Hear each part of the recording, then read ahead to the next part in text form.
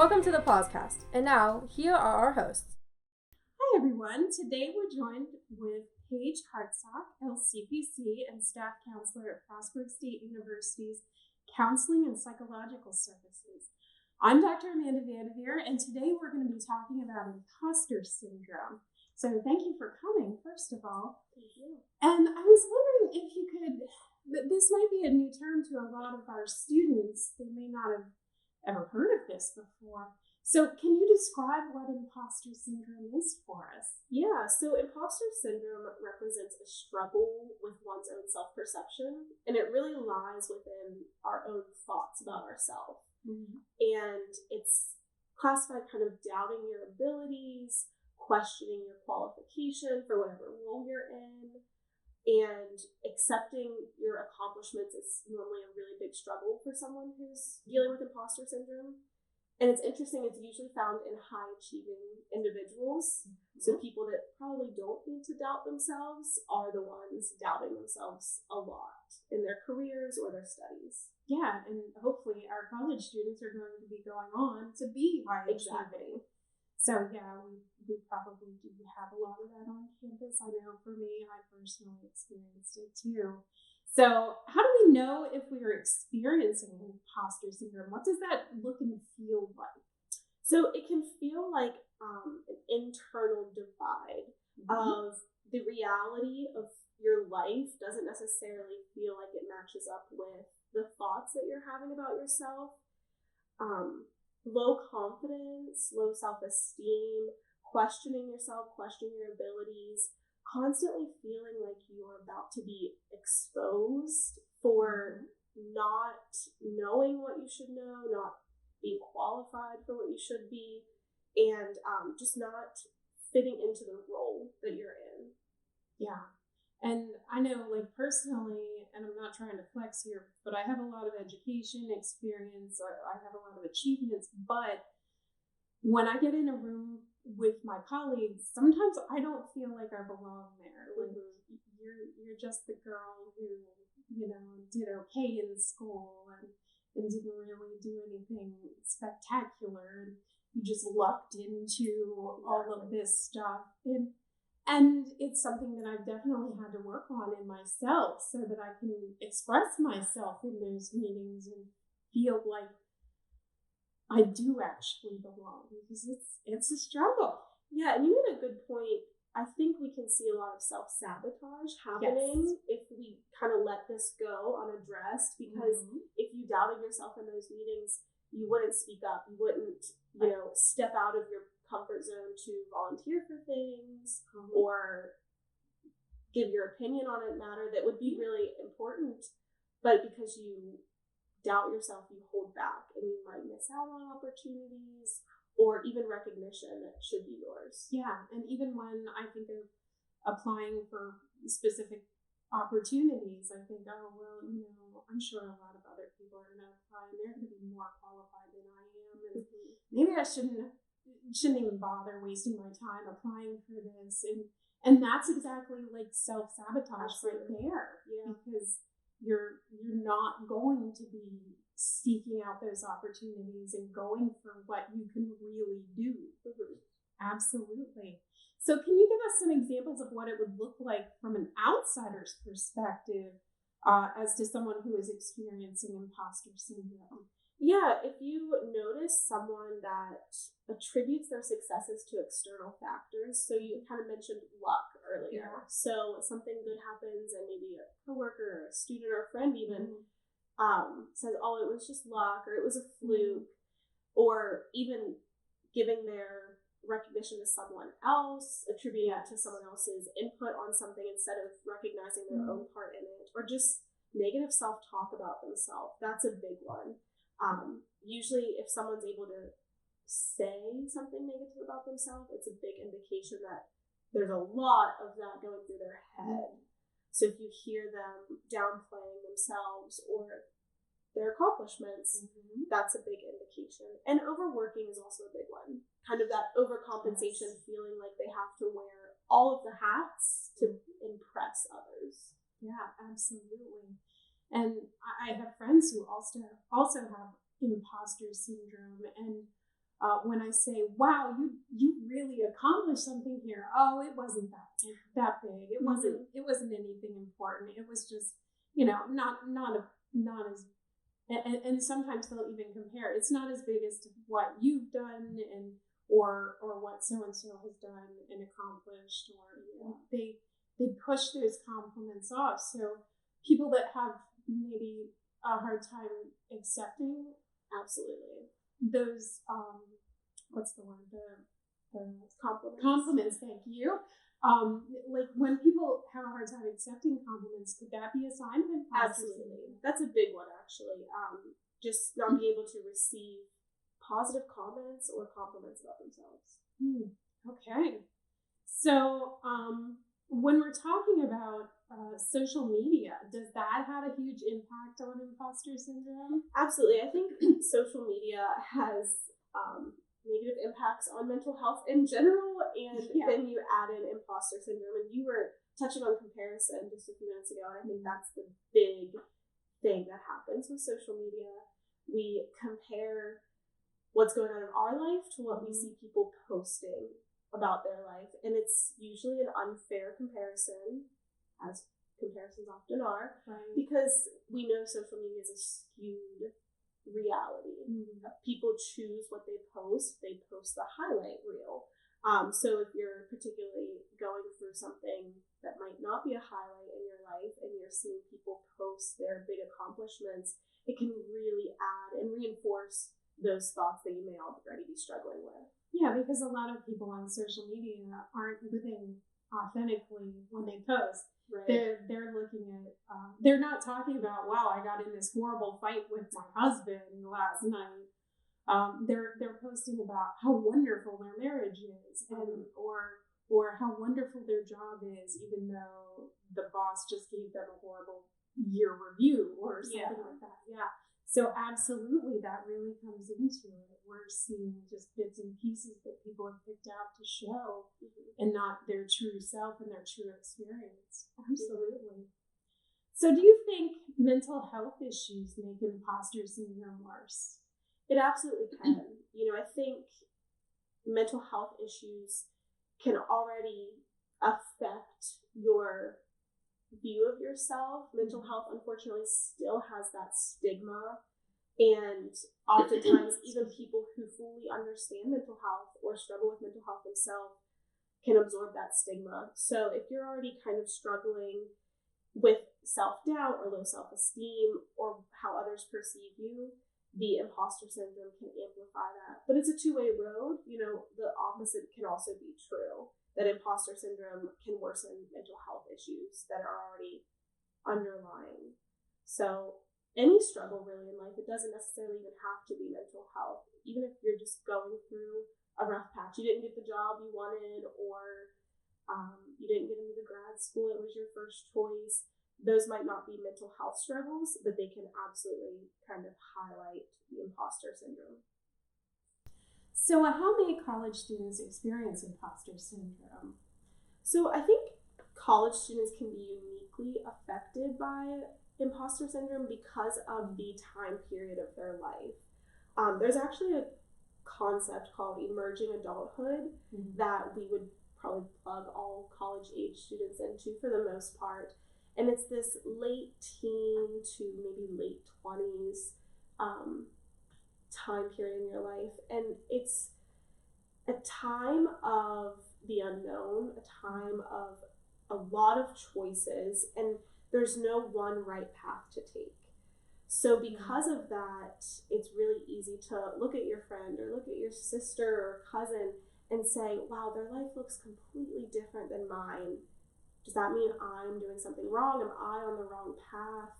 I think everyone could probably think about their high school graduating class and pick out 10 random people, and they're probably all doing something completely different with their life, whether it's a marriage and children or traveling or a career, education. The possibilities are endless in this period of your life. And because of that, and like we said with social media, everyone knows what everyone's doing. We can really feel this sense of, am I on the right path? Or because my path looks different, does that mean it's wrong? And I think that can just make your imposter syndrome explode. Yeah, that makes complete sense because, you know, there are people that knew what they wanted to be from the time of like kindergarten. Yeah. And then there are people that are here that are still taking general ed courses trying to figure out, well, maybe I want to do this, maybe I want to do that. Yeah, that's a struggle. And the comparison is really a big issue. So do you think that imposter syndrome, especially for our college students, does it come in waves, seasons? Are there triggering moments? Is it something that's just a constant thing? How does that work? I would say it's probably more of the waves, seasons, or triggering moments. I think there can definitely be times where we feel on top of the world. You know, we are doing something that we're passionate about. We've just achieved something that we worked really hard for, and we can recognize that accomplishment. And then the very next week, we've all been there, we completely bomb an exam. And we're questioning everything in that moment. So triggering moments, periods of high stress are really going to play into that. So midterms, finals, those seasons are going to be big. And when you're transitioning into a new semester, starting new classes, I think really high stress periods or times of change can cause that imposter syndrome to rear its head. Yeah, that makes complete sense because we're living in a lot of, we have expectations, but we don't know what's going to happen. Exactly. A lot of uncertainty. So yeah, absolutely, that makes complete sense. So how do you overcome imposter syndrome? How can we change those thoughts, those you're not worthy to be here, the you don't know what you're doing? How do we change that? So this is where the therapist in me gets really excited because we absolutely can. Sometimes it's a hard concept to wrap your head around that we are in control of our thoughts. Yes. Even though our thoughts dictate our emotions, we don't have to let that happen. We get to step in and change our thoughts. So the first step is just recognizing. Sometimes we can be on autopilot, and we actually call them automatic thoughts that are just there. We aren't trying to come up with them. And the minute we can step in and say, I recognize that this is happening, is a great first step. Yeah. So recognizing that we're having these thoughts, and then it's really important to kind of pull ourselves back and ask, are they true? Do I have any reason, any evidence to believe these? Or is there evidence to the contrary that these thoughts are not accurate? And if that's the case, we have to work on really letting go of inaccurate thoughts. Black and white thoughts, I'm a failure. Well, I'm sure if we challenge that, we could come up with several reasons why anyone is not a failure. Right. So if we can prove that our thoughts are not valid, we can actively work on letting them go and switching our focus to true thoughts about ourselves. And I think sometimes people get confused that, you know, negative thoughts might always be incorrect and only positive thoughts are correct, and that's not true. We can have correct negative thoughts. Sometimes the reality is that, but it's not this overarching theme in our life of negativity. There are true things in our life, and those can be positive or negative. So if we choose to focus on what is true, it can really help us have a more accurate picture of the reality. Yeah, and I know for me, when I recognized that I had poor self-esteem and decided to start working on that, I started paying more attention to my own thought process. And some of the things I would say to myself, like, wow, if someone said that to me on the street, I'd want to punch them.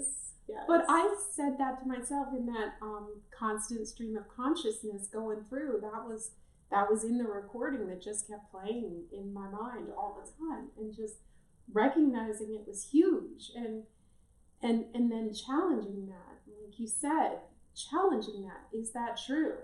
Like, you're fat, you're ugly, nobody will ever love you. Like, that's not true. And it's not true for anybody. Those all or nothing black and white thoughts aren't true for anybody. Yeah, and yes, I am overweight, I admit it. I have no problems with that. I call myself a chunky chick. I'm happy now.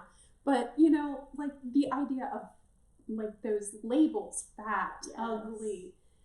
I've never met someone who I would label as fat or ugly. It's I wouldn't do that to other people. Why am I doing that to myself? Right. And it's that realization is huge, that a lot of us would never talk to other people the way we're probably internally talking to ourselves, consciously or not. And we wouldn't allow other people to say those things about us normally. We would refute that, or we would at least have an emotional reaction to it because something in us tells us that it's not true. We definitely wouldn't want to hang out with those people on a regular basis. Right. And speaking of which, hanging out with people, how much help can your friends, your family, how much help can they be in helping someone overcome imposter syndrome? Yeah, I would say that that's your frontline support right there. Your friends and family, they're those who know you the best, probably, and they know the successes you've had and the accomplishments you've had probably better than most people in this world. And they're the people who truly love you for who you are. Yeah. And if you truly start listening to what they're saying about you and really working on receiving those compliments, it might take a while before you start believing them, but working on acknowledging the validity in them can be huge. And a big thing is talking out things that are in your head. We can make anything sound good if we're the only audience, So having a trusted friend, a trusted family member to say those words out loud to and get their reaction, or even just hearing it out loud for yourself can be a big help in kind of finding the flaws in your thought patterns. Yeah, I know for me in my journey, when I graduated, I wasn't sure I was going to graduate my bachelor's degree, and my husband, we were married at the time. He encouraged me through my senior year and said, you could do this. And then I was like, well, what am I going to do now? I graduated. And he's like, why don't you go get a master's degree? He kept encouraging me. And he's the reason why I have a PhD now, because he said I could. And I believed him after a long, long time. I finally believed him. Yeah. And he kept encouraging me, like, what's the worst that can happen? You try and you don't make it. That doesn't make you a failure. That just means that you tried. So that's the good thing about it. So our family and our friends, they can really be supportive. Absolutely. Yeah. So what do you think are some what can counseling do to help overcome imposter syndrome? So similar to friends and family, counseling gives you that person to say these things out loud, maybe for the first time ever. But the unique thing with a counselor is they're not friends and family. Right. They are a completely non-biased, non-judgmental person in your life, and they have that background to be able to help you recognize the thinking errors. Sometimes it's very obvious, those flawed thought processes, but other times they can be very well blended into other things and slide under your radar sometimes. So someone who's kind of trained in recognizing that can help you pick those out and work on finding the invalid ones to let go of. Yeah.